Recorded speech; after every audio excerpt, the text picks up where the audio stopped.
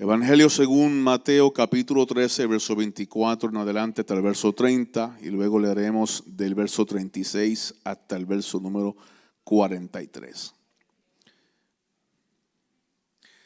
Las Sagradas Escrituras leen de la siguiente manera. Voy a leer de la versión Nueva Biblia de las Américas. Jesús les contó otra parábola.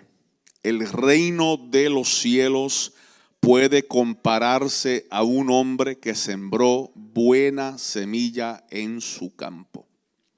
Pero mientras los hombres dormían, vino su enemigo y sembró cizaña entre el trigo y se fue. Cuando el trigo brotó y produjo grano, entonces apareció también la cizaña. Y los siervos del dueño fueron y le dijeron: Señor, ¿no sembró usted buena semilla en su campo? ¿Cómo pues tiene cizaña? Él les dijo: un enemigo ha hecho esto. Y los siervos le dijeron: ¿quiere usted que vayamos y la recojamos? Pero él dijo: no sea que al recoger la cizaña arranquen el trigo junto con ella. Dejen que ambos crezcan juntos hasta la cosecha. Y al tiempo de la cosecha diré a los segadores: recojan primero la cizaña y átenla en manojos para quemarla, pero el trigo recójanlo en mi granero. Procedemos al verso número 36, porque Jesús va a predicar el sermón y yo simplemente voy a dar el último detalle. Entonces Jesús dejó a la multitud y entró en la casa, y se acercaron sus discípulos diciendo: explícanos la parábola de la cizaña del campo. Jesús le respondió: el que siembra la buena semilla es el Hijo del Hombre, y el campo es el mundo. La buena semilla son los hijos del reino, y las cizañas son los hijos del maligno. El enemigo que la sembró es el diablo, la siega es el fin del mundo y los segadores son los ángeles. Por tanto, así como la cizaña se recoge y se quema en el fuego, de la misma manera será en el fin del mundo. El Hijo del Hombre enviará a sus ángeles y recogerán de su reino a todos los que son piedra de tropiezo y los que hacen iniquidad. Y los echarán en el horno de fuego. Allí será el llanto y el crujir de dientes. Entonces los justos resplandecerán como el sol en el reino de su Padre. Y para que todos estemos en alerta, el que tiene oídos, que oiga. Yo quiero abrir esta noche bajo el tema lidiando con la realidad. Lidiando con la realidad. Señor, tuyo es el poder, la gloria, el reino, tuya es la alabanza y tuya, oh Dios, es esta participación. Toma estos labios de barro y utilízalos como instrumento de vida, de bendición, de edificación para tu pueblo en esta noche. Señor, abrimos nuestros oídos, pero también nuestro corazón, nuestro espíritu, nuestra alma, para que la semilla de tu palabra sea sembrado en nuestro corazón y germine y produzca fruto para gloria de tu nombre. Por fe nos declaramos terreno fértil, Señor. Tu palabra nunca torna a ti vacía, hace siempre la obra por la cual es enviada. Por lo tanto, en esta noche te damos gracias de antemano porque nos vas a hablar y ministrar como solamente tú lo puedes hacer, y a ti sea toda honra. Te damos gracias en el nombre poderoso de nuestro Señor. Amén y amén. Pueden tomar asiento, amados. Puedan tomar asiento, acomódese bien, pero no se duerma. Si usted ve a alguien que está a su lado, que está durmiéndose, déle un codazo en amor de parte del hermano Avilés, dígale: despiértese. Que si fuese una película, usted estaba despierto. Si fuese un partido, estuviera despierto. Gloria al Señor. Lidiando con la realidad.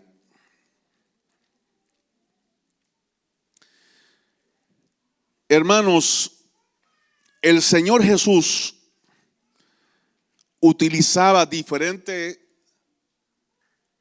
métodos y formas de cómo ministrar a la generación que le correspondió ministrar en el primer siglo.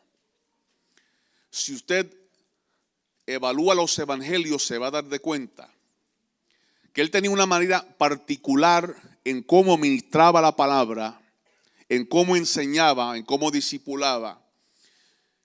Y las conversaciones que tenían con diversos tipos de personas, aunque no siempre utilizaba el mismo ángulo, siempre fue efectivo en su forma de ministrar, porque Jesús entendía que los suelos son diferentes, aunque la semilla es la misma.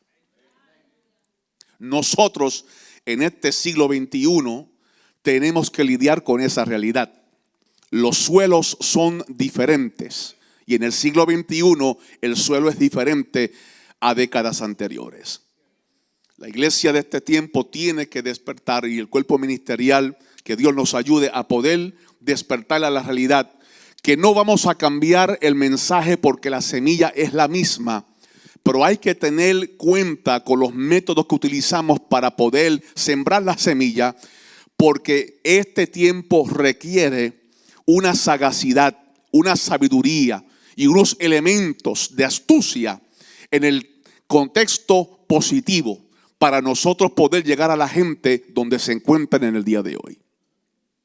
Y Jesús, si usted observa el ministerio de Jesús, hermano, Jesús se pasaba 6 días afuera y un día adentro.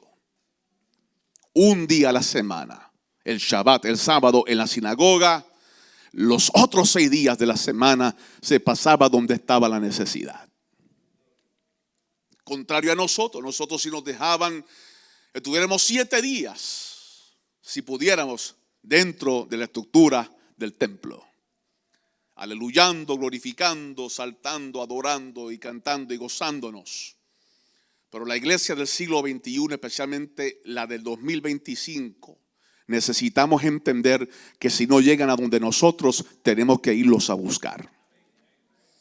Y cuando lleguemos allí, a donde están la gente necesitada, la gente que ha sido designada por el Señor para que usted le ministre palabra de vida y el evangelio, con el lenguaje eclesiástico con el cual estamos acostumbrados nosotros a hablarnos entre nosotros mismos. Tenemos frases, tenemos vocabulario, tenemos lenguaje y tenemos costumbres y rutinas que entre nosotros funciona porque estamos ya acostumbrados a eso, pero los que no conocen al Señor no saben nada de la cultura que tenemos dentro del templo. Y si no tenemos un cuidado, y si no guardamos el corazón, y si no tenemos cuidado de nuestro espíritu, podemos convertirnos en elitista. Óigame bien. ¿Por qué digo esto?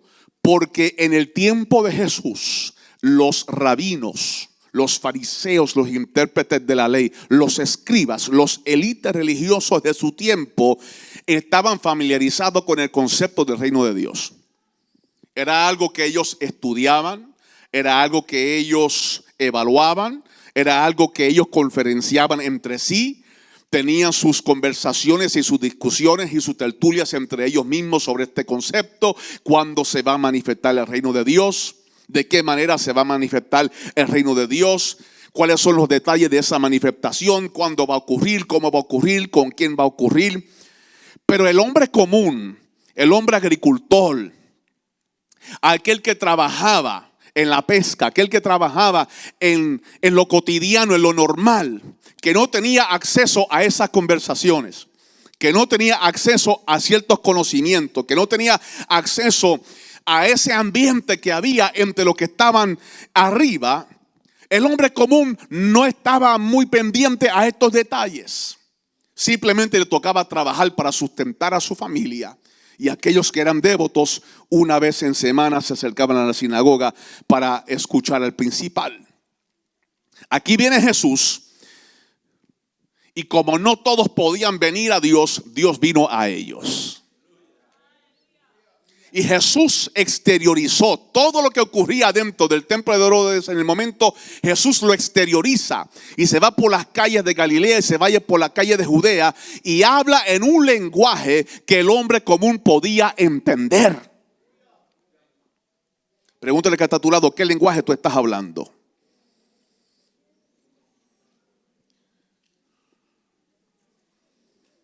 What language are you speaking? ¿Qué lenguaje estamos hablando de nosotros los evangélicos? Vamos a hablar nosotros los pentecostales, los de experiencia de avivamiento. ¿Qué lenguaje estamos hablando? Porque cuando se manifestó en Pentecostés el lenguaje celestial, en medio de ese grupo de 120, cuando abrieron la boca, entendieron lo que estaban abajo, lo que se estaba diciendo. El Espíritu Santo manifestó en la iglesia judía un lenguaje que el mundo podía entender. Me pregunto yo si el mundo de hoy entiende el lenguaje que la iglesia está hablando. Estaremos hablando en un lenguaje que el mundo entienda. Estaremos hablando en un lenguaje que la gente común pueda entender. Estaremos conectando con las personas en el lugar donde se encuentran, al nivel donde se encuentran. Filipenses capítulo 2. Haya pues en vosotros este mismo sentir que hubo en Cristo Jesús, el cual siendo en forma de Dios, no estimó el ser igual a Dios como cosa que aferrarse, sino se vació, se anonadó a sí mismo, haciéndose obediente hasta la muerte de cruz. Pero habla claramente de que tomó forma de siervo, estando en condición de hombre. Y en esa condición se hizo obediente hasta la muerte de cruz. Por lo tanto, Dios le exaltó hasta lo sumo y le dio un nombre que es sobre todo nombre, para que en el nombre de Jesús se doblen las rodillas de los que están en el cielo, en la tierra, debajo de la tierra, y toda lengua confiese que Jesucristo es el Señor, para gloria de Dios Padre.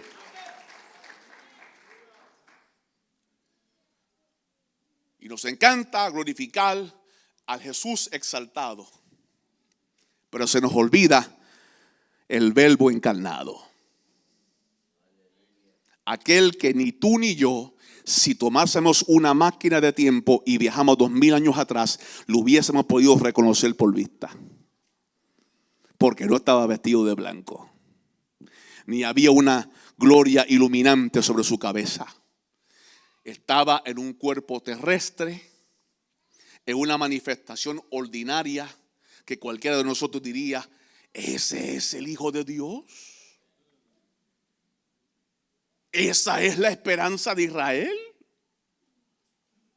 Ese es el omnipotente, manifiesto en forma visible y palpable. ¿Cómo es posible?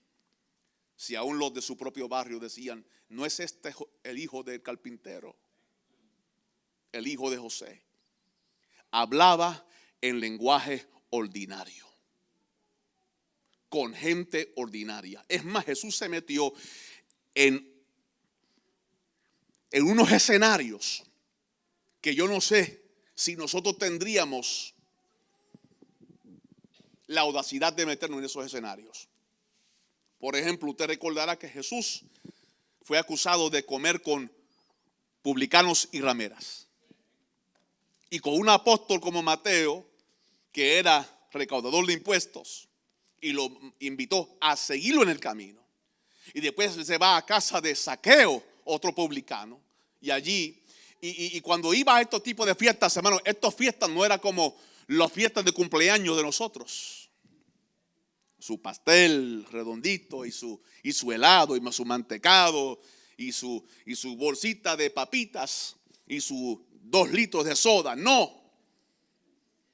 En esas fiestas habían hasta orgías, vino, personas de reputación cuestionable. Y en esos ambientes se metió Jesús. Y le decían a él que él era comilón y bebedor de vino, amigo de publicanos y de pecadores. Ese fue Jesús, alcanzando a la gente rechazada, a que la gente que la cultura los quería a 20 pies de distancia. Para ellos el vino. Y a veces, hermanos, no se me moleste que yo le amo, pero a veces nosotros que hemos sido redimidos en la sangre, perdonados, receptores de gracia y sostenidos por misericordia, se nos olvida de dónde Dios nos sacó. Cuando usted olía mal, cuando usted estaba en la esquina de la calle, que nadie quería saber de usted ni su propia familia, allí fue Jesús, te encontró y te sacó de allí. Y ahora que tenemos saco, ahora que tenemos corbata, ahora que tenemos posición, ahora que tenemos un doctorado, ahora que tenemos diferentes cosas, ahora estamos en la misma posición de algunos de estos élites del tiempo de Cristo. No me toques. no me hables. Miramos a la gente por debajo de la nariz y nos olvidamos de dónde Dios nos sacó. Y cuando ya estamos en los púlpitos predicando, en escenarios preciosos como este, se nos olvida que Dios nos quiere a veces en la esquina de una calle, con un megáfono en la mano, alcanzando a la gente donde están. Que Dios necesita gente que se metan en las cárceles donde están los hombres y mujeres olvidados de la sociedad, destruidos, marginados, despreciados. Ahí necesitamos gente que vayan a predicar la palabra del Señor. Gente que vaya al hospital donde está el intensivo. Gente que está al borde de la muerte y una palabra de esperanza puede hacer la diferencia. Dios necesita gente que salgan al encuentro del mundo y le dejen saber que la esperanza llega a ellos mediante una iglesia que exterioriza y que sabe lidiar con la realidad. Una de las clases que usted y yo tomamos en el seminario era evangelismo personal. Pregúntese, ¿lo estamos ejerciendo?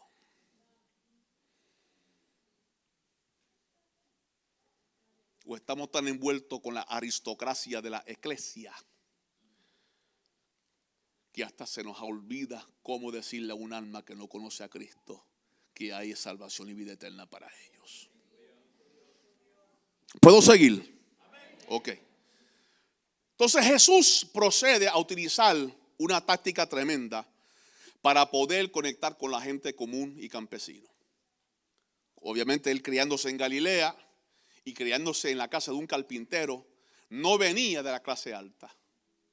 Venía de una familia que no tenía muchos recursos. Incluso cuando María y José lo van a presentar a él en el templo, tienen que dar 2 palominos, 2 tórtolas como ofrenda, que era lo que el pobre podía dar en tales casos.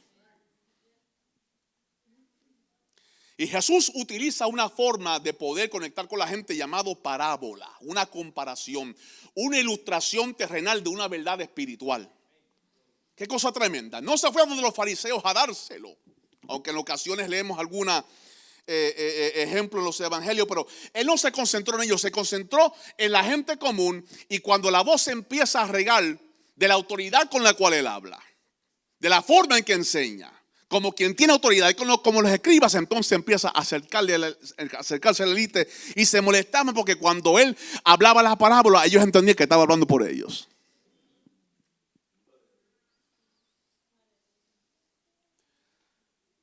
Y hablaba Jesús en estilos que la gente común podía entender, porque la parábola era simplemente tomar ejemplos de la vida diaria y en ellas hallar verdades profundas de un reino que la generación a la cual él estaba ministrando habían oído, pero no lo habían visto.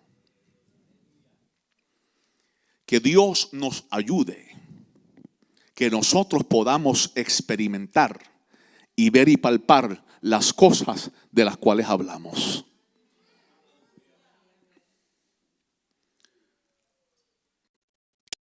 Si es hacer una disertación sobre el amor, yo le entrego este micrófono a cualquiera de ustedes y puedan hacer tremenda disertación sobre el amor, quizás hasta mejor que yo, gloria a Dios por eso. La pregunta es si estamos amando. Sabemos definir la fe, la pregunta es si podemos creer. Los conceptos los conocemos. La pregunta es si lo estamos manifestando. Jesús les habló a la gente común del reino y les daba comparaciones sencillas para que ellos pudieran vislumbrar lo que era el reino de Dios. El reino de los cielos se compara a un hombre que sembró buena semilla en su campo. Algo sencillo que cualquier campesino del momento, agricultor, lo entendiera. Mientras los hombres dormían, vino su enemigo y sembró cizaña entre el trigo y se fue. Cualquiera entendería eso, porque los vigilantes eran humanos y se cansaban. Aunque se supone que ellos vigilaran durante las etapas de la noche. 4 secciones de 3 horas cada uno, de 6 a 9, de 9 a 12, de 12 a 3 y de 3 a 6. Pero eran hombres comunes. Se podían cansar. En esto que Jesús está contando hay tantas cosas que serían sencillos para la gente entender. Pero cuando se toca el contexto de que vino su enemigo y sembró cizaña entre el trigo, hay que poner atención a eso, porque en la ley de Moisés se prohibía que se mezclaran las semillas.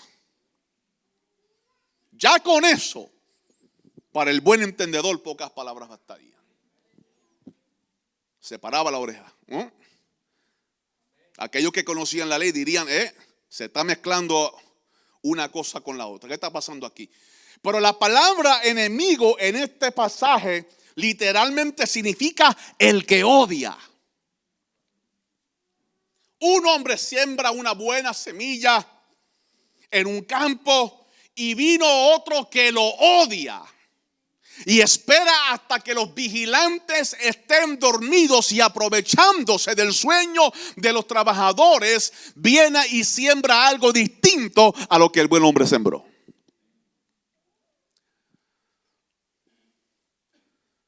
¿Con qué realidad tenemos que lidiar? Tenemos que lidiar con la realidad de que somos humanos. Y yo le voy a invitar a que usted se toque un momento, por favor, tóquese. No se sienta mal ni se sienta avergonzado. Tóquese un momento. Humanidad. El Espíritu de Dios habita en usted. La gracia de Dios está derramada en su vida. El nombre suyo está escrito en el libro de la vida, con tinta de sangre. Usted tiene la promesa de eternidad con el Señor, sea que Él venga primero o que usted vaya a Él. Tenemos promesa de resurrección y de vida eterna en el Señor. Pero eso no elimina que usted y yo somos humanos. Nos cansamos, nos agotamos y nos frustramos. Lo interesante es que es en el momento de nuestro cansancio donde tenemos un adversario que está pendiente para analizar nuestra vulnerabilidad y aprovecharse del momento. Y si usted lee a través de todas las escrituras, cada vez que aparece este personaje que odia, cada vez que aparece la manifestación de este ser que nos tiene en la mirilla, siempre anda buscando nuestro momento de vulnerabilidad para aprovecharse y sembrar la semilla. Y comenzó desde el huerto del Edén. ¿Cuándo fue que se manifiesta en capítulo 3 una serpiente hablando con la mujer? Parece que la mujer estaba sola. Y aprovechándose va sembrando semillas de duda con que Dios os ha dicho. Y por ahí empieza a tratar de manipular psicológicamente hasta que ella ve con sus ojos que el fruto es codiciable y alarga la mano y desobedece la voz de Dios. Se aprovecha de la vulnerabilidad. Y en esta parábola vemos claramente que Jesús está describiendo un enemigo astuto, uno que odia, uno que está aprovechándose de un momento vulnerable de unos siervos en esta historia que le está contando, para entonces sembrarle algo contrario. Y tan pronto los siervos se dan de cuenta de lo que sucedió, y yo quiero que nosotros entendamos este asunto del tiempo, porque esto que Jesús está contando en la parábola, aunque es una historia, hay que poner atención a los detalles. Los siervos se dieron de cuenta que algo estaba fuera de orden, tan pronto la cosecha empieza a emerger.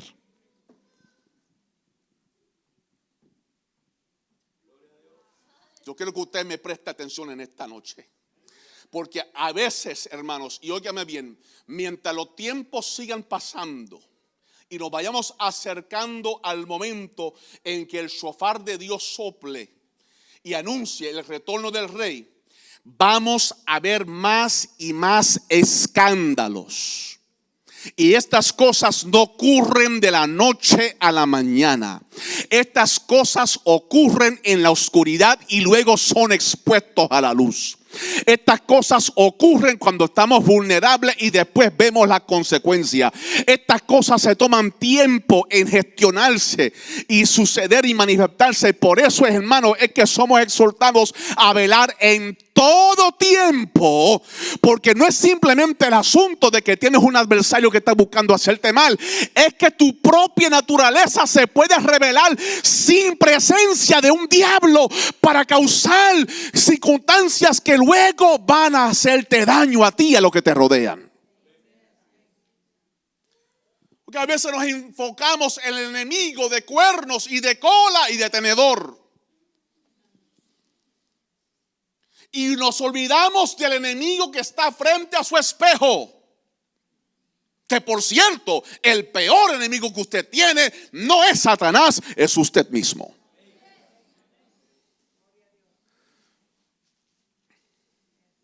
La próxima vez que usted diga, el Señor reprenda al diablo, dígaselo, repítalo, estando usted parado frente al espejo.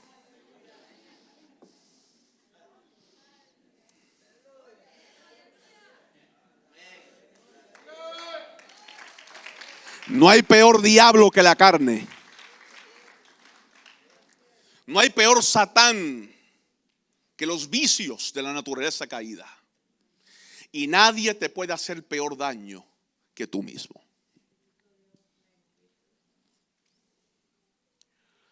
Los siervos en la parábola, Señor, se sembró en oscuridad. Y ahora al tiempo, cuando se manifiesta la cosecha, se dan de cuenta que hay algo distinto que está creciendo a lo que ellos conocen que su Señor había sembrado. ¿Qué está pasando aquí? ¿Por qué hay esta cizaña?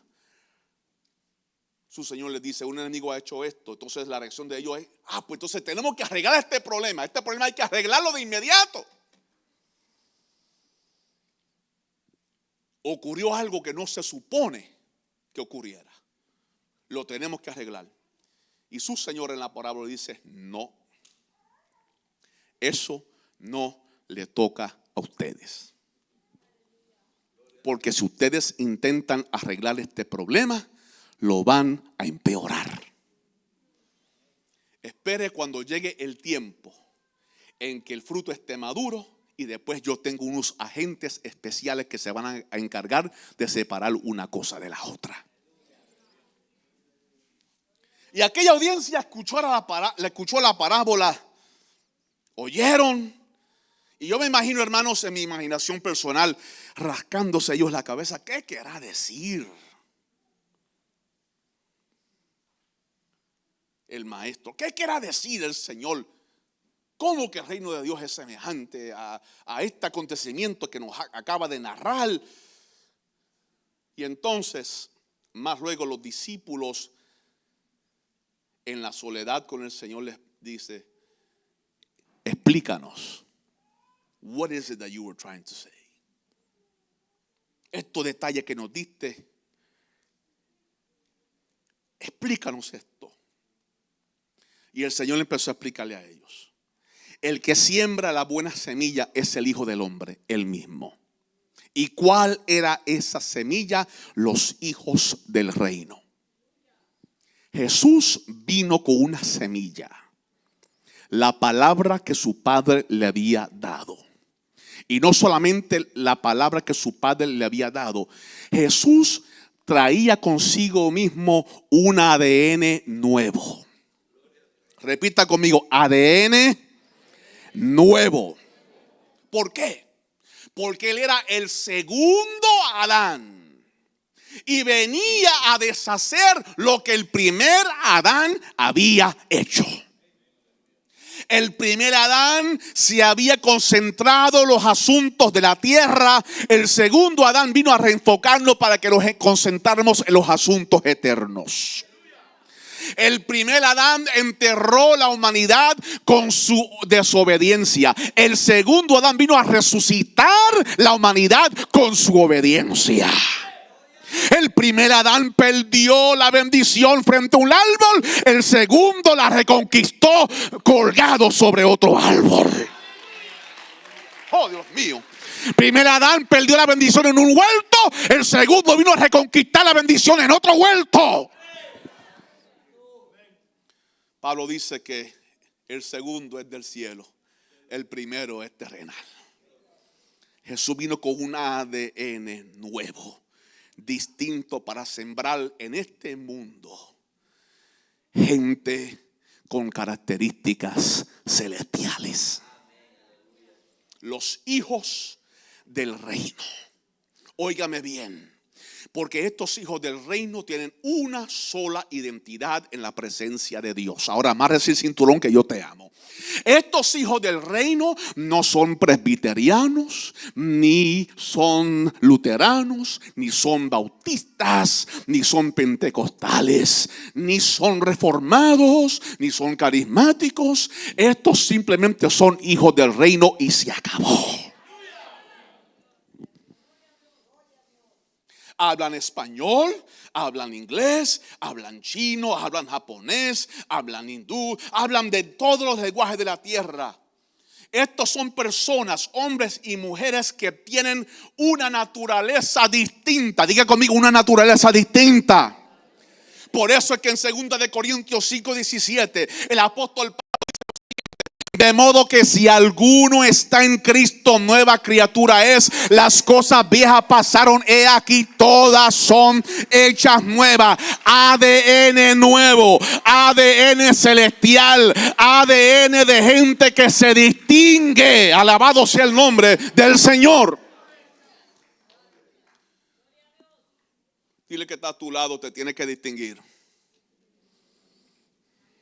Y tiene que distinguir. Más allá de tu reloj, de tus zapatos, o de tus medias, o de tu apariencia, aunque la apariencia va incluida en el asunto, pero hermanos, nos tenemos que distinguir en conducta. Y una de las cosas que el mundo está esperando es que la iglesia se distinga. Nosotros no vamos a impactar al mundo mostrándole que somos iguales. Nosotros impactamos al mundo demostrándole que hay un Dios que ha hecho la diferencia. El problema es que hay mucha gente, hermano, que están teniendo por meta lo que debe ser un resultado. ¿Me oíste? Tenemos por meta cosas que deben ser como resultado. Cuando yo siembro una semilla de manzana, debe ser automático que la planta que salga sea un árbol de manzanas. Yo no debo de estar esforzándome para ver la meta. No. Según la naturaleza de la semilla va a ser la naturaleza de la cosecha. En el aposento alto, los discípulos no estaban buscando hablar en otras lenguas. Estaban buscando ser llenos del poder del Espíritu Santo para ser testigos de Jesús. La lengua fue el resultado. La meta era llenura para ser testigos.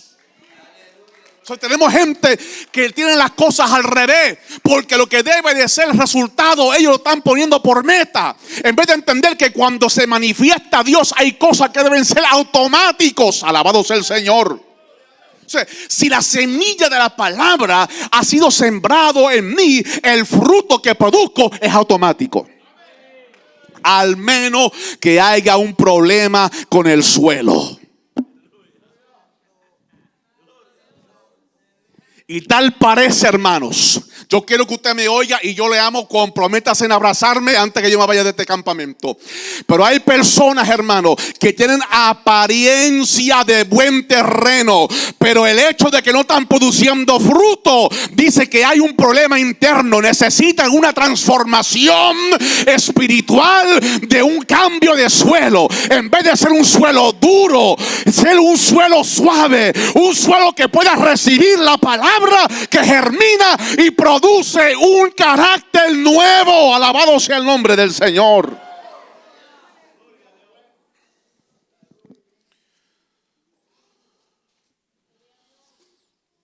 El campo es el mundo. Las semillas son los hijos del reino. El ADN nuevo, la identidad de hijos e hijas de Dios.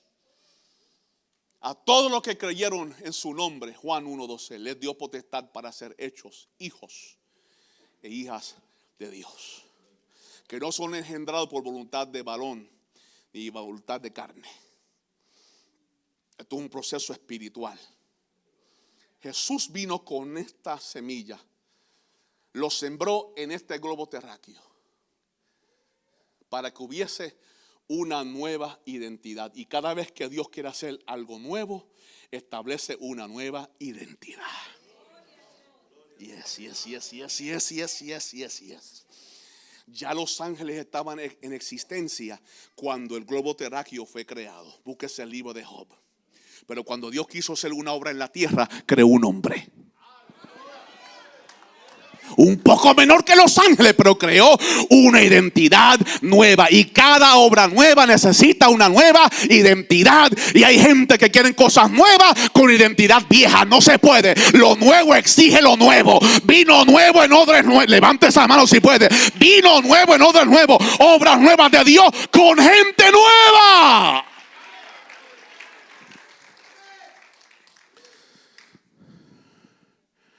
Ya llevo 3 horas fuera del avión. Me estoy calentando. Cuando Dios quiso empujar el botón del reset, se busca un Noé. Pero ya para Génesis 11 con Babel, la cosa estaba fea. Se busca un Abraham. Nueva identidad. Una línea cultural de gente diferente que habrían de expresar en la tierra la voluntad celestial. Cuando esa cultura lamentablemente no dio, decimos en Puerto Rico, pies con bola, entonces aparece el Hijo de Dios y trae una semilla con una nueva identidad de personas que iban a pertenecer a la familia de la fe, no por la línea sanguínea, sino por la identidad espiritual. Para que ahora gentiles y no judíos puedan decir: yo también soy hijo de Dios, yo también soy familia de la fe, por la fe en Jesús, y soy nueva criatura y tengo acceso a la presencia del Dios Todopoderoso. Ahora, el enemigo, que vuelvo y repito por traducción, significa el que odia. Jesús va explicando que las cizañas son los hijos del maligno y el enemigo que las sembró es el diablo. Ay, Padre, a ver cómo yo me puedo introducir en esto.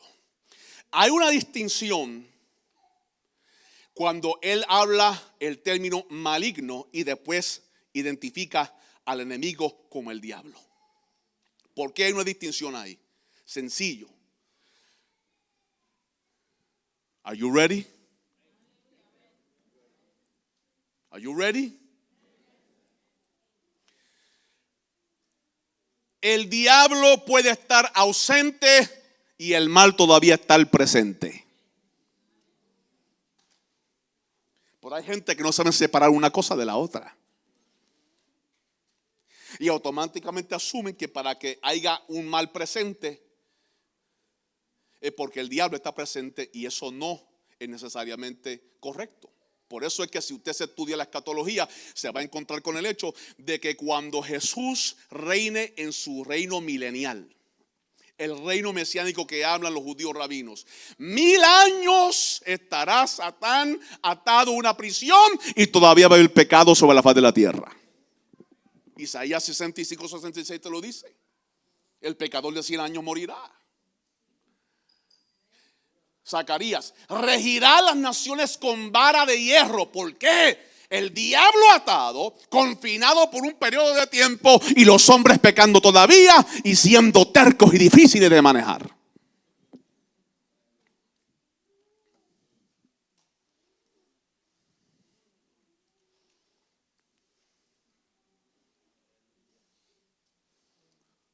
El enemigo, el que odia, sembró una semilla. Pero la semilla que sembró era mala.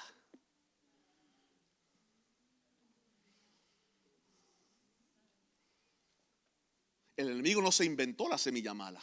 La semilla ya venía mala. ¿Por qué? Porque la naturaleza egocéntrica del hombre, hermanos. Y yo estoy personalmente convencido, y por favor no me tire piedras, que aun si en Génesis 3 no hubiese ocurrido la tentación de parte de la serpiente, en algún momento dado u otro había posibilidades de que Adán y Eva fallaran como quiera. Y usted dirá, ¿cómo es posible? Porque este uniforme terrenal y carnal tiene unos instintos que Dios puso en él. Y aunque esos instintos son naturales, el ego del hombre nos jala hacia llenar y satisfacer esos instintos y esos apetitos, al punto de poner esos apetitos por encima de la familia, del cónyuge, de los hijos, de la hermandad, de la honradez, de la integridad. Esa capacidad está ahí. Y el mero hecho de que la curiosidad fue despertado en la primera mujer para ir acercándose a donde había acceso a más información, aunque no estuviese la serpiente presente, hermanos, había capacidad en ellos para fallar como quiera. Y cuando nosotros no somos reales con nosotros mismos, cuando no lidiamos con la realidad de nuestra propia naturaleza, que Satán puede estar a 1000 kilómetros de distancia y como quiera usted puede ser tentado y caer en pecado, porque hay cosas que no tienen que ver con el diablo. Santiago dice: ninguno de vosotros diga que es tentado de parte de Dios, porque él no puede ser tentado por el mal, ni él tienta a nadie, sino cada cual cuando de su propia concupiscencia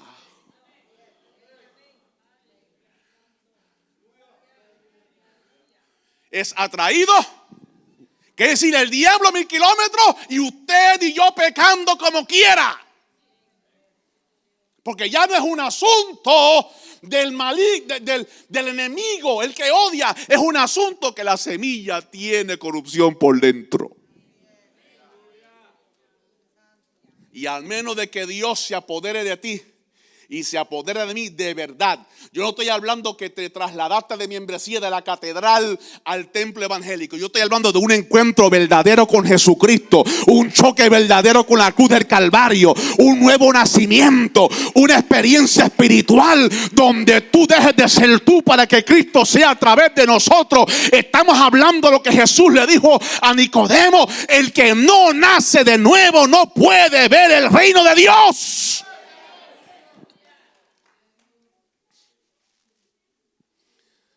La siega es el fin del mundo o el fin de la era, y los segadores son los ángeles. Ahora, por tanto, como así como la cizaña se recoge y se quema en el fuego, de la misma manera será en el fin del mundo. El Hijo del Hombre enviará a sus ángeles, recogerán de su reino a todos los que son piedra de tropiezo y a los que hacen iniquidad. Y aquí me quiero detener por un ratito. ¿Está bien con usted? ¿Me promete que no se va a dormir? Y si me falla en esa promesa, nos tenemos que reconciliar después.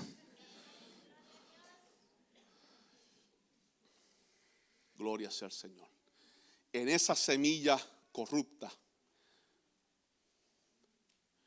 que el enemigo siembra en esta parábola, hay que ver lo siguiente. La cizaña y el trigo se parecen tanto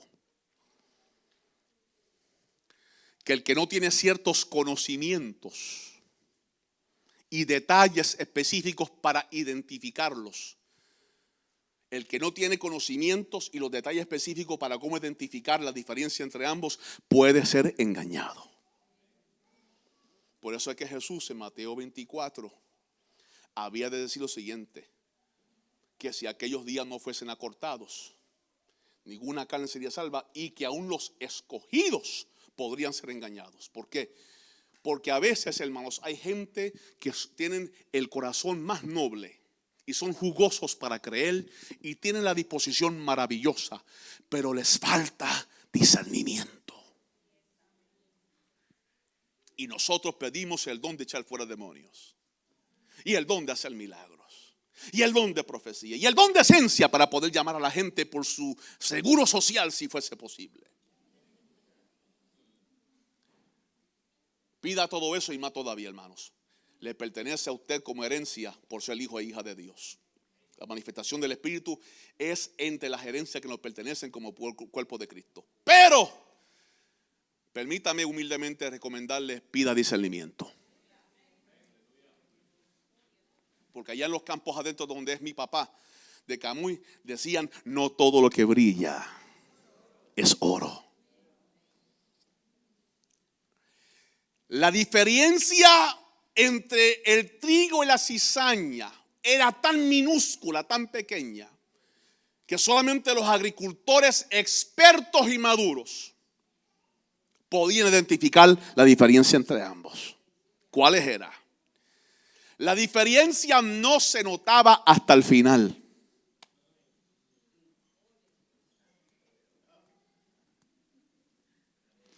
No se notaba en los inicios cuando era sembrado la semilla, ni se notaba mientras estaba germinando y en las estaciones de crecimiento. La diferencia se iba a notar cuando llegase el tiempo de la cosecha.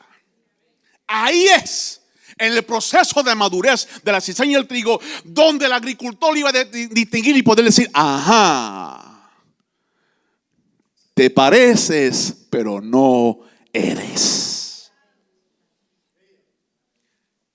¿Le puedo dar características? Ok.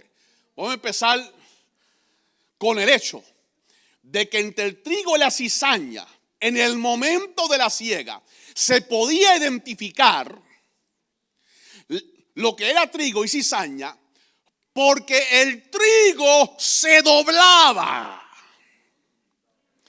mientras la cizaña permanecía esbelta.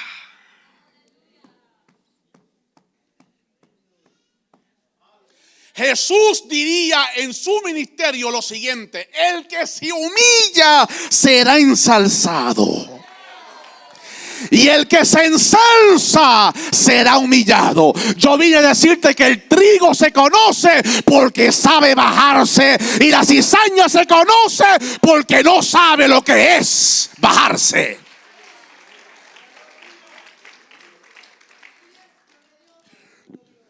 Dios mío, son las 10:13 de la noche. Nosotros tenemos que, hermanos, pensar con mentalidad de reino. Diga conmigo: mentalidad de reino. Y no te preocupes que no voy a utilizar esta frase como algunos la usan para extraerte 10 o 20 o 50% de tu bolsillo. Yo no estoy hablando de ese tipo de reino. Yo estoy hablando que cuando la manifestación del reino de Dios ocurre en nuestro interior, ya yo no veo las cosas desde mi cultura, ni siquiera del ambiente eclesiástico donde yo me crío. Estoy mirando las cosas desde el punto de vista del rey. Hermano Joel, ¿por qué usted dice eso? Porque a veces nosotros los latinos, seamos de Centroamérica, Sudamérica o el Caribe, tenemos unos conceptos culturales de lo que es orgullo y de lo que es humildad.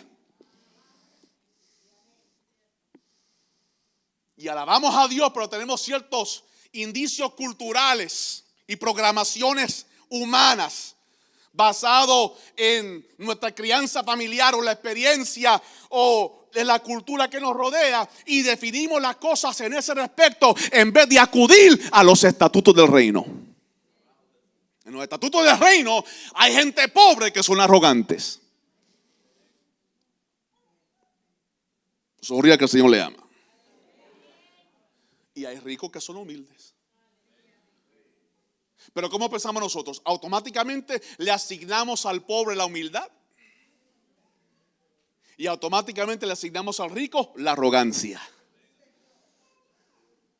Porque tomamos Lucas 15, me parece que es ese, 16, perdón, Lucas 16, donde Jesús habla del rico y Lázaro, y vamos asignándole a la gente ciertas etiquetas y ciertas clasificaciones de acuerdo a su estado financiero.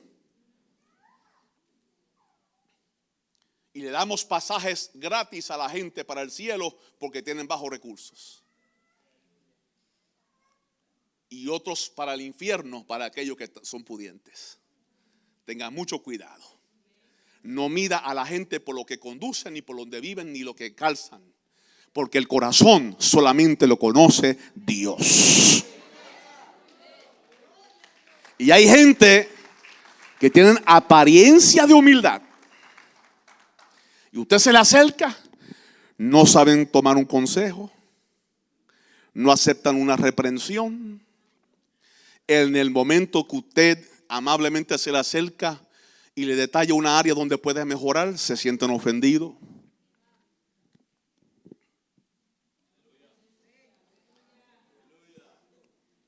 Si es obrero y usted dice, todavía no estás listo para levantar campo. Se ofenden y se van.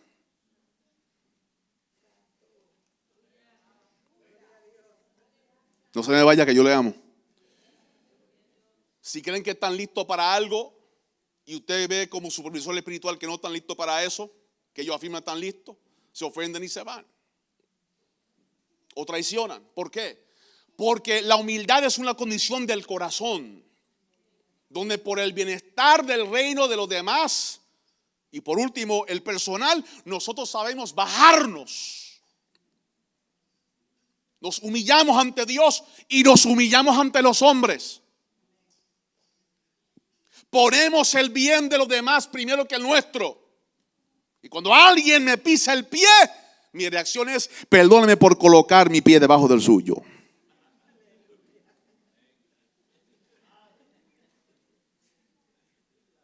Busco la paz. Porque hay muchos buscan la santidad, pero acerraron el verso por la mitad. El verso empieza diciendo, seguid la paz con todos y la santidad, sin la cual nadie verá al Señor. No me diga que usted vive en santidad y anda siempre en pleitos, en contiendas, y iras, y celos, y peleas, y murmuración. Eso no es santidad. Tu cabello puede tocar la tierra y tu falda también. Si andas en chismes y en problemas, no estás viviendo en santidad. Tu cara puede estar bien rasurada y puede parecer el ejecutivo del año. Y si estás en pleitos y contiendas y maquinando contra tu prójimo, tú no estás viviendo en santidad. Alguien levante la mano y daba el Señor. La santidad se manifiesta en justicia, en paz, en amor, en reconciliación y en humildad. Entonces, hermanos, la cizaña no se inclina, pero el trigo sí. Lo otro es que la cizaña portaba fruto. El trigo, por supuesto, también. Pero el de la cizaña contenía veneno, porque cargaba un hongo interno que no se veía hasta que se manifestara en la persona afectada por su fruto. Hay cosas que no se ven al instante, y por eso es ahora que quiero entrar. Hay cosas que no se ven en el momento. El tema de este mensaje es alerta. Óigame bien, porque esta es palabra profética en esta noche. Hay cosas que no se ven al momento. Pablo dijo, los pecados de algunos hombres se hacen visibles al instante, otros se manifiestan después. Yo puedo ser engañado. Usted puede ser engañado, porque el trigo y la cizaña se parecen. ¿Y por qué? En la soberanía de Dios, porque Jesús explica esto como la parábola es una comparación, pero la explicación es un hecho dado por Jesús. Y en este contexto, amados hermanos, ¿por qué Dios en su soberanía permite que esto ocurra? Porque de qué otra manera lo verdadero se revela si no se compara con lo falso. Lo genuino solamente puede detectarse en presencia de lo que no es genuino. Y lo bueno solamente se distingue entre medio de lo malo. Yo estuve trabajando 8 años en la industria bancaria y recuerdo como si fuese hoy la primera clase que nos dieron cuando trabajaba como cajero en cómo distinguir el billete verdadero del billete falso. En los años en que todavía los billetes, estamos hablando de la década del 90, cuando comencé, me decían, mira, tienes que mirar, si miras con mucha cautela, hay unas fibras azules y rojas que se pueden ver en el billete. Y también, no solamente observa esas fibras azules o rojas, toca la textura del billete. En la textura del billete se puede detectar si es falso o si es verdadero. Y a veces aún con lupa. Y a veces aún tocando. quedábamos engañados. Después trajeron estas máquinas electrónicas donde se pasaba el billete y la máquina podía detectar que el billete era falso. Y sacó el gobierno de Estados Unidos los billetes nuevos, engrandeciendo el rostro de los presidentes y los personajes, poniendo una línea que cuando usted lo pone en la luz, ve esa línea que dice 20 o dice 10. Un watermark, una marca de agua, donde el rostro del personaje del billete se ve en la parte de atrás del billete cuando usted lo expone a la luz, porque la luz lo revela todo.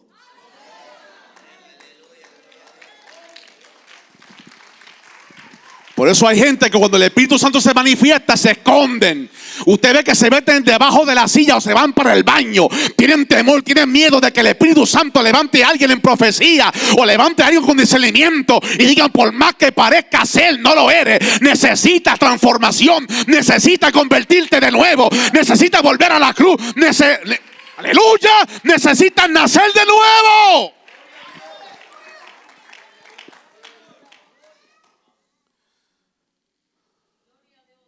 Pero qué fácil es decirle eso a un recién convertido o a uno que es laico o uno que calienta banco. Qué difícil es decírselo a un pastor. Se fue la señal. Disculpen los pastores, no estoy poniendo a ninguno de ustedes bajo tela de juicio. Estoy hablando de forma genérica. Pero tengo que tocar este tema porque Jesús en Mateo 7 habló de los falsos profetas.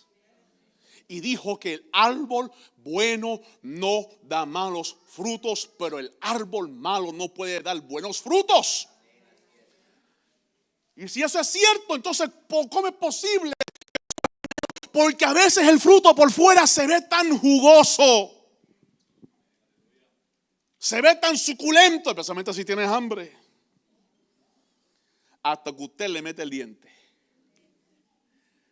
Y tan pronto usted le mete el diente, esa manzana que parecía saciar el hambre suyo, ahora le provoca más.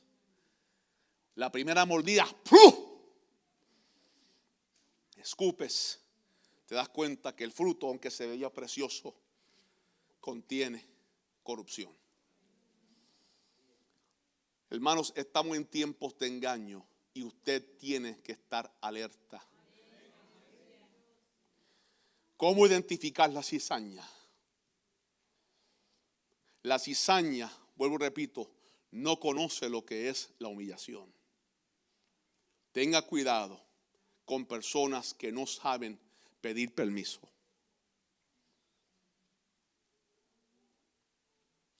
Tenga cuidado con personas que no saben lo que es ceder derecho, porque a veces hay que perder un argumento para ganar una vida.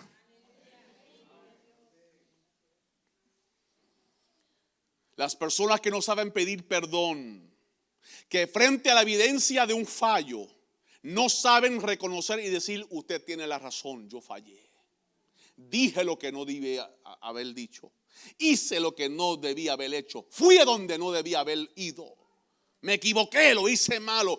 Tengan cuidado con personas cuyos logros, cuya experiencia, conocimiento lo ha llevado a un nivel donde no saben lo que es ser palpable. No saben lo que es ser humano. No saben lo que es considerar las flaquezas de los demás y se vuelven impacientes, intolerantes y inmisericordios, pidiendo juicio y no misericordia, cuando Santiago nos dice que es la misericordia la que triunfa sobre el juicio. Tenga cuidado con esas personas que siempre andan con una espada en la mano. Y no estoy hablando de la palabra del Señor, estoy hablando palabras de ofensa, aunque la disfracen a través de un mensaje. Pastores, hay gente que están esperando que usted le dé una participación. Están como un león que lleva 3 días encerrado en una jaula sin comer. Tengan cuidado con los predicadores que te llaman y te dicen, déme una oportunidad porque tengo una palabra para tu iglesia. Están buscando oportunidad para desahogar. sus frustraciones, sus emociones, sus raíces de amargura, sus resentimientos, sus carnalidades, su odio y tomar venganza. Y cuando abren la boca, lo menos que citan es Biblia. No tienen buena hermenéutica, no aplican la palabra de manera contextual, no son responsables, no han orado a Dios para recibir una rema que pueda edificar y transformar la mente de la gente. Lo que andan es criticando, señalando, y no pueden hablar de nada positivo. Siempre están hablando de cosas negativas, especialmente mediante el ejercicio de la crítica. Estamos aquí. Mejor que prediquen 3 personas en tu iglesia al año y edifiquen, que 50 que prediquen y causen daño. Porque en Hebreos capítulo 2 dice claramente que ninguno de vosotros dejéis de alcanzar la gracia de Dios, que brotando en vosotros una raíz de amargura, por ella muchos sean contaminados. Y cuando yo empiezo a desahogar mis frustraciones, cuando yo empiezo a desahogar mis resentimientos, cuando yo no he sanado en la presencia del Señor y empiezo a sacar para afuera toda, decimos en Puerto Rico, esa retragila de amargura, de maldad, de resentimiento y de crítica y señalamiento, yo no estoy edificando la audiencia, yo estoy matando la fe, estoy poniendo desánimo y desaliento en gente que vinieron a recibir vida y fortaleza y fuerza y fe y ánimo y un antídoto a lo que la circunstancia le quiere proyectar. Sin decir, hermanos, que el amor al dinero ha cautivado el corazón de tantos ministerios que no están dispuestos a venir a menos que usted le asegure X cantidad. Pero es fácil detectar eso. Me cobró $5,000. Pero la cizaña, hermanos, se parece tanto que a veces no es hasta el final que habrá una distinción de quién es quién. Vislumbre esto: la cizaña y el trigo adorando juntos, predicando juntos, ministrando juntos, aleluyando juntos, estudiando juntos, enseñando juntos, profetizando juntos, sirviendo juntos. Y nadie sabe quiénes son hasta que llegue el tiempo final. Y por eso, ¿por qué dije que tenemos que tener cuidado? Porque Jesús en esta parábola y en la explicación deja entender que la asignación de la separación entre ambas le toca a él. Y a veces Pedro viene y con una buena intención saca la espada y le corta la oreja al siervo del sumo sacerdote. Pregúntale que está a tu lado: ¿nunca te ha herido un predicador?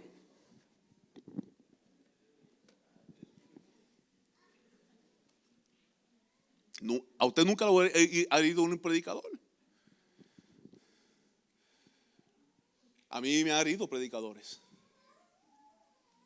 Y estoy seguro que en los años que llevo ministrando, quizás de manera inconsciente, se me ha ido la espada y he herido a alguien. Hoy más que nunca trato de no hacerlo. Que Dios me ayude y me libre de eso. Pero hermanos, ¿qué quiero decir? A veces tenemos buenas intenciones, pero terminamos haciendo un mal servicio a la obra de Dios. Porque usted mira y usted identifica y el radar del Espíritu dice pi, pi, pi, pi, pi, pi, pi, pi, pi, pi, alerta roja, cizaña. Pero ¿cuál es el problema? Que si nosotros identificamos la persona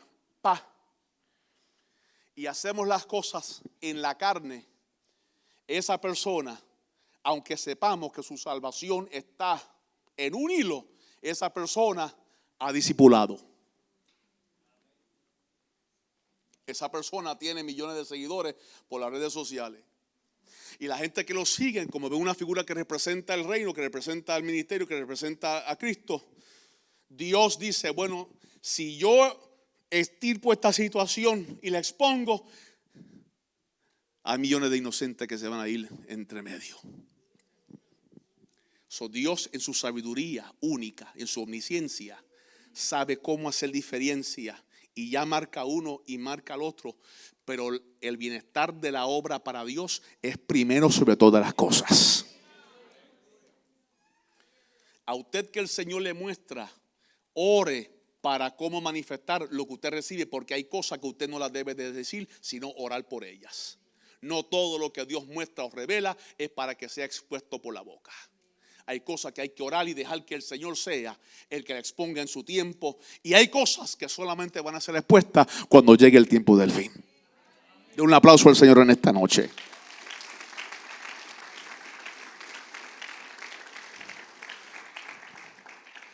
Deme unos minutos y voy hacia el cierre. El verso 41, Jesús dice: el Hijo del Hombre enviará a sus ángeles y recogerán de su reino a todos los que son piedra de tropiezo y los que hacen iniquidad. El veneno que lleva adentro la cizaña, con el hongo que usted no lo ve con sus ojos, pero se manifiesta con el tiempo, es esto mismo: lo que son piedras de tropiezo, lo que causan que otros tropiecen. Pedro lo pone de esta manera: los que son manchas en vuestros ágapes, reclamando ser libres, son esclavos de corrupción.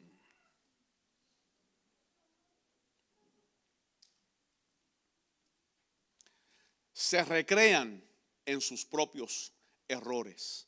Estas cosas a veces no se ven al ojo descubierto, y a veces usted no lo puede notar con su ojo natural. A veces el conocimiento escritural y aún la experiencia ministerial no son suficientes para poder detectar a alguien que ya tiene un hongo por dentro.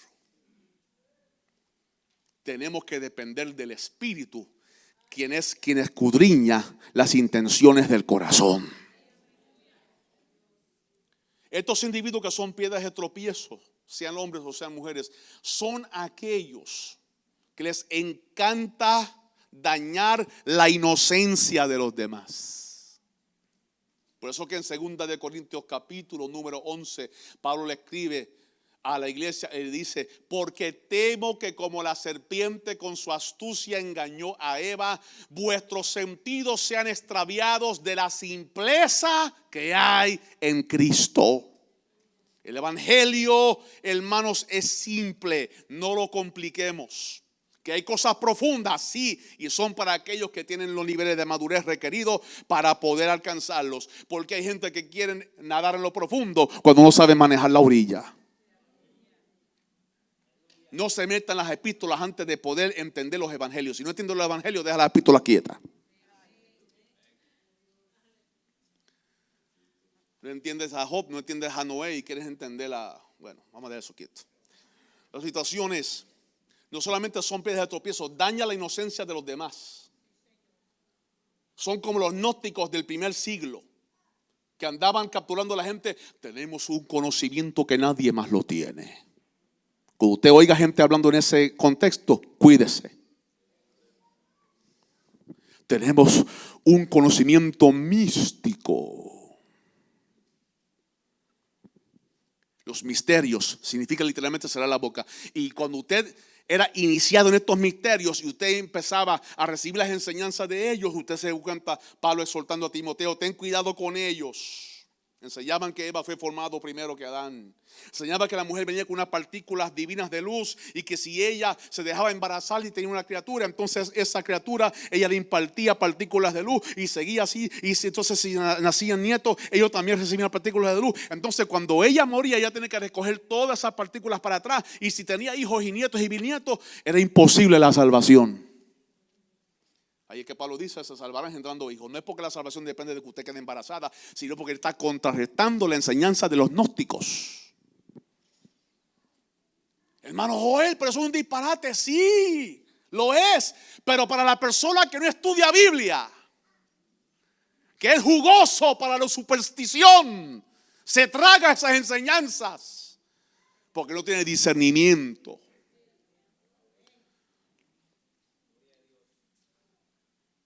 Lo otro que dijo Jesús, no solamente de aquellos que sirven de piedra de tropiezo, porque sus ejemplos y sus enseñanzas quitan la inocencia y hacen tropezar a inocente. También Jesús hace referencia a los que hacen iniquidad. Iniquidad, hermanos, es la cúspide de la experiencia humana del pecado. El pecado es errar al blanco. El pecado se puede hacer ignorantemente, no conociendo el mandamiento de Dios, o se puede hacer de manera accidental. Pero la transgresión, que es el segundo nivel, es cuando yo sé que lo que estoy haciendo no es correcto y lo hago como quiera.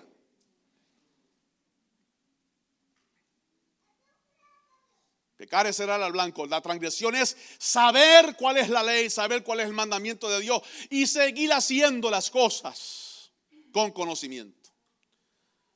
La iniquidad es la etapa final, donde la persona ha tomado la desobediencia y la ha convertido en un estilo de vida.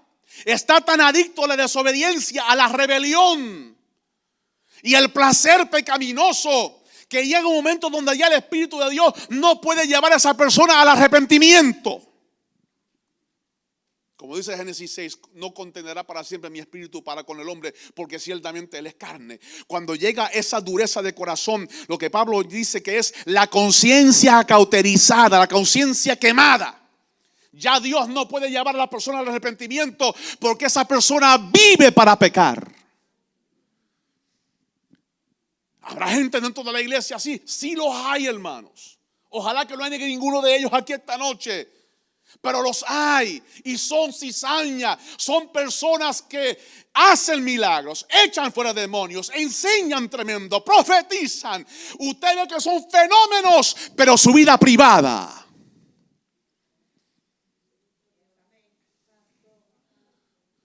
Son adúlteros practicantes,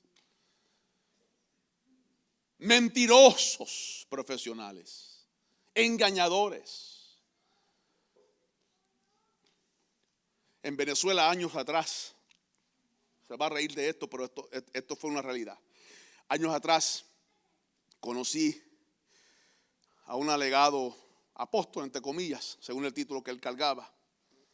Y él cargaba un maletín y iba por iglesia con un mensaje sobre derramar aceite sobre la piedra.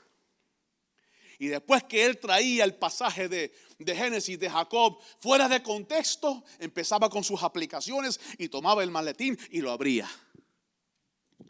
¿Cuánto van a derramar aceite sobre la piedra? Y se levantaban los hermanos y empezaban a echar sus bolívares, y empezaban a echar sus relojes, y empezaban a echar sus anillos, y empezaba a echar... Imagínense. Y después que derramaban aceite sobre la piedra, él cerraba la piedra, se despedía y hacia la próxima iglesia. Cuando ya 5 o 6 pastores se dieron cuenta que él estaba derramando bastante aceite sobre la piedra, se comunicaron los unos con los otros y dijeron: este hombre es un listo. Tristemente, lo más probable es que él halló nuevos territorios donde seguir derramando aceite, porque estos individuos tienen que moverse de lugar en lugar. Llevan 6 residencias en 6 meses, porque cuando ya se les descubre en un lado, se tienen que mudar para otro. Y a veces nosotros queremos ser tan misericordiosos. Óigame bien, hermano. Si usted es una persona demasiado emocional, se te va a dificultar operar correctamente en el reino de Dios. Aquí hay momentos donde a veces nuestras amistades y aún nuestra propia carne y sangre, si tenemos que ponerlos a un lado por el asunto del reino de Dios, Jesús dijo: el que ama a padre, madre, hijos, esposa, lo que sea, posesiones más que a mí, no es digno de ser llamado mi discípulo. Yo le dejo la salvación de la gente en la mano de Dios, porque yo no soy juez. Aquí el juez es Dios. Pero cuando yo percibo que algo, hermano, si usted tiene el Espíritu de Dios, en el espíritu suyo va a haber un radar, una alarma de alerta. Y a veces tú dices, pero es que algo te molesta por dentro. Y tú dices, ¿qué me está pasando si esta persona canta tan tremendo? Esta persona predica tan tremendo, enseña tan tremendo. ¿Qué me está pasando? Es que por encima de lo que tú ves, de lo que tú entiendes, de lo que tú percibes, el Espíritu de Dios te está dando un sentir y entender que hay veneno y muerte en la olla.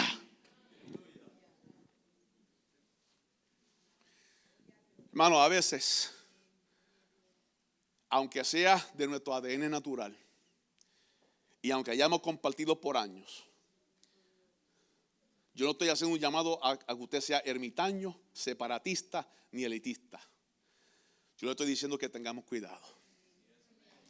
Porque hay gente que hace tiempo se desviaron. Hace tiempo se corrompieron. Y están en lo que se llama, cuando Pedro confronta.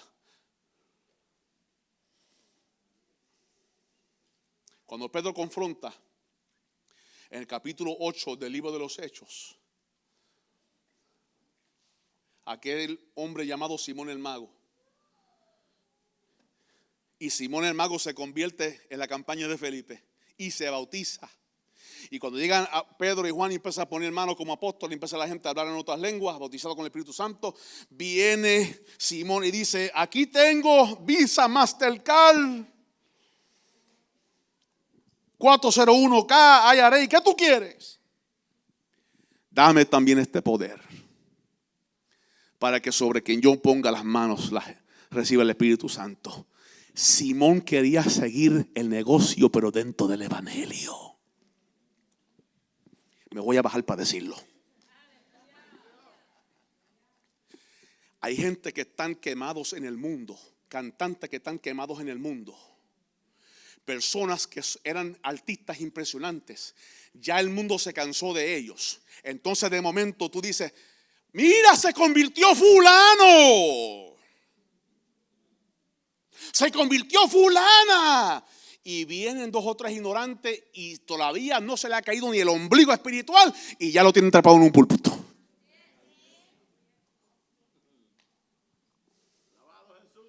No pasaron por discipulado, no han pasado por entrenamiento, no han pasado por la clase de bautismo, no se ha hecho un análisis profundo. No es que dudemos de la obra del Espíritu, es que por sus frutos los conoceréis. Y eso no se va a notar con que alguien levante la mano y diga: yo recibo a Cristo como mi Salvador. La oración verbal es una práctica, que es una rutina y una costumbre evangélica. Pero lo que demuestra que alguien se convierte es el fruto, es la evidencia de si alguien se convirtió de verdad o no. No que pasó al frente y levantó las manos.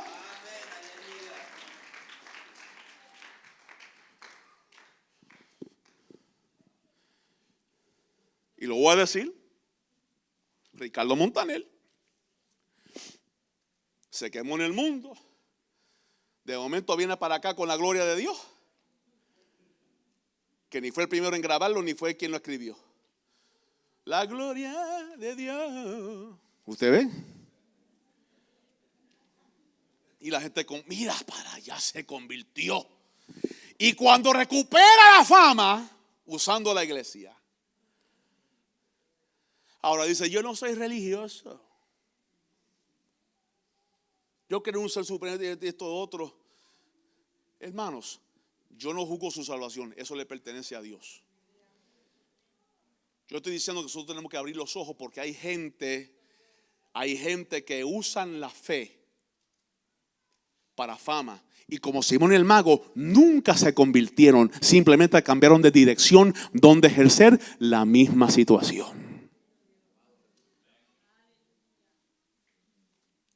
Gente en la calle que se buscaban la forma de cómo vivir, engañando. Y ahora vienen a la fe y simplemente lo hacen a través de la prédica.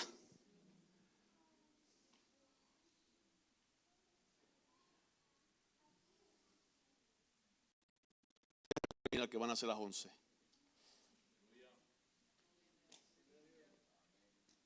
Hermanos, la lista es larga de las características, la lista es larga de los ejemplos bíblicos. Ustedes son un grupo maduro, pero hermanos, seamos humildes, porque usted y yo podemos ser engañados. Y para que esto realmente traiga una convicción sobre nosotros, usted puede estar esta misma noche sentado al lado de cizaña y no lo sabe. No mira al lado.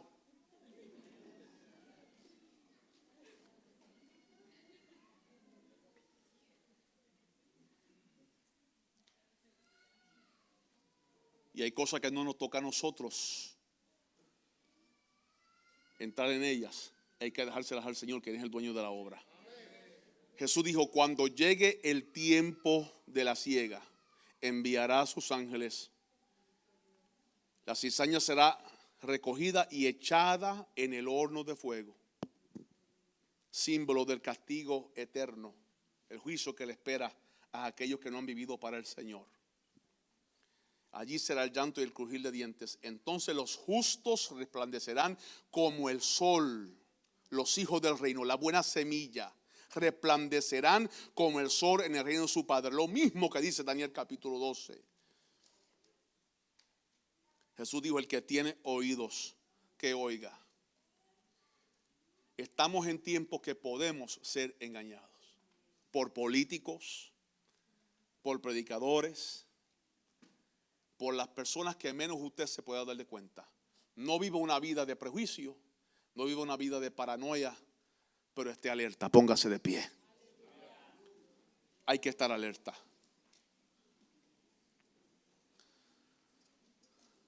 Hay que estar alerta porque sabemos que nuestro Señor viene. Pero hay que estar alerta porque hay unas condiciones de apostasía, de rebelión, de engaño, previos al retorno del Señor, que si nosotros no nos llenamos y apegamos más cada día del Señor, podemos ser fácilmente engañados. Tal es este asunto de las cosas que no se van a saber hasta que el shofar suene, que en 1 Corintios 3 el apóstol Pablo dice claramente: la obra de cada cual será puesta a prueba. Algunos construyen con oro, con plata, con piedras preciosas. Otros construyen con paja y con materiales combustibles. ¿Cómo se sabrá si permanece? Cuando llegue el momento de dar cuenta. Por eso es, hermanos, vele por usted mismo, vele por los demás. Pero nunca esté tan pendiente de las viñas de otro que usted descuide la suya. Jesús dijo: velad por vosotros mismos, que no se afanen en los asuntos de la tierra y venga de repente sobre vosotros aquel día. No dejemos que las distracciones de este mundo y de la vida nos desenfoque de quitar nuestra mirada de Jesús.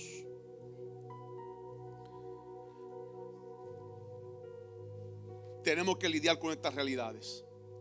Hay un mundo que necesita una iglesia palpable. ¿Cuántos se comprometen en ser una iglesia palpable? Realidades. Somos humanos. Y así como las vírgenes de Mateo 25, y así como los siervos, que por cierto Jesús nunca identificó quiénes eran los siervos, porque los siervos eran los apóstoles. Podemos cabecear y podemos dormirnos. Y es en ese momento de vulnerabilidad donde el adversario se aprovecha. Tenemos que lidiar con la realidad de que estamos en ambientes, queramos o no queramos, donde hay contaminación encubierta.